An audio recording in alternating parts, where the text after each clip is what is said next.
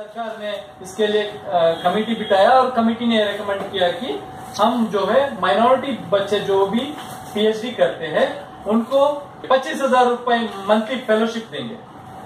तो इस फेलोशिप दे रहा था सरकार। इस सरकार आने के बाद 2014 में इन्होंने क्या किया, इसका बजट को अचानक खत्म कर दिया। बजट को खत्म कर दिया तो 2014 से पहले 90 करोड़ था इसका बजट। जैसे आ गए ये लोग 60 करोड़ किए पहले साल, फिर अगले साल 50 करोड़ किए और एक साल तक इन्होंने पैसा नहीं दिया। जब मैडम नजमा अब्दुल्ला साहब इसका जो जिम्मेदार थे माइनॉरिटी अफेयर्स का, फिर एक साल के बाद आ गए मिनिस्टर चेंज हुआ तो उन्होंने फंड्स रिलीज किया, बजट कम किया।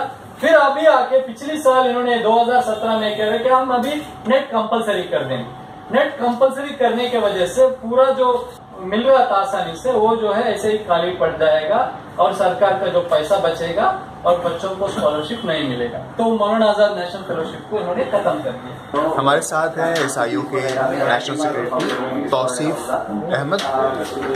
वो हमें बताएंगे कि आखिर क्या इशू है और किसके खिलाफ ये प्रोटेस्ट और कैंपेन चलाने जा रहे हैं। देखिए सर, जब से सरकार आया है इस देश में शिक्षा को जो है शिक्षा का निजीकरण और व्यापारीकरण करने की कोशिश किया गया है। आप देखिए अभी लेटेस्ट जो है ऑटोनॉमी देने का सिलसिला शुरू हुआ। इसमें पूरा प्राइवेट यूनिवर्सिटीज को उनको पूरा मौका देने की कोशिश सरकार ने किया। इसके साथ साथ मौलाना आजाद जो नेशनल फेलोशिप जो Muslim students and minority students को मिल रहा था उसको नेट कंपलसरी करके उसको खत्म करने का शुरू किया, सिलसिला शुरू किया। आरटीई में जो बिल में जो चेंज किया और पार्लियामेंट अभी पास किया तो आरटीई को भी इसी तरह खत्म करने वाला है।